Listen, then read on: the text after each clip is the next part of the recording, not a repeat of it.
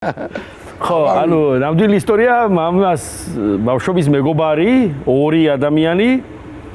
ნუ ერთი თქვენი მამის ბავშვობის ზაზა მამაჩემის, რა ვიცი,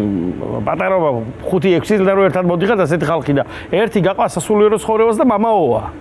ახლა ანეკდოტა და მაგრამ ნამდვილი ამბავია რა და მეორე როგორც მამაჩემის სუფრები, რესტორნები, მაგრამ ცოტა მეკალთანე რა და ახლა ოჯახი ყავს, სოლი ყავს, შვილი ყავს, მაგრამ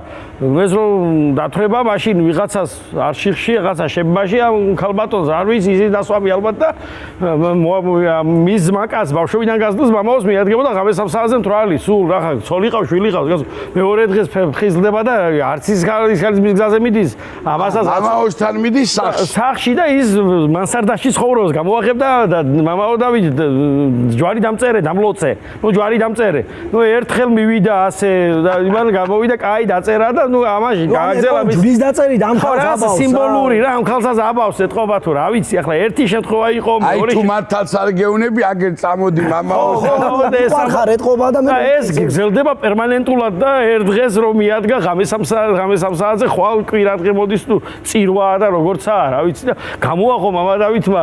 ვანჯრიდან არ ვიცი არ მინდა პარალელი გავავლო ის ახლა ის ფოჩი სხვა მამა დავითების არის იმაზე ვსაუბრობ ანუ ამ შემთხვევაში ეს ფოჩი არაა კაცო არა ხო არა ეს ადამიანი ის იმ წლებში ყვები როცა იყო და გამოაღო და გამოხედა და რა ხდება კიდე მორიგი ქალბატონი ყავს მოყვანილი დამწერე მამაო დამწერეო ბავშვობის მაგაცებია ზვარი დამწერეო და შეიძლება გამოხედა ჩემ ბიჭო რა გინდაო მე თუ არ ვნახე ისი არ გინდა თუ როგორაა საქმე მაგიზე და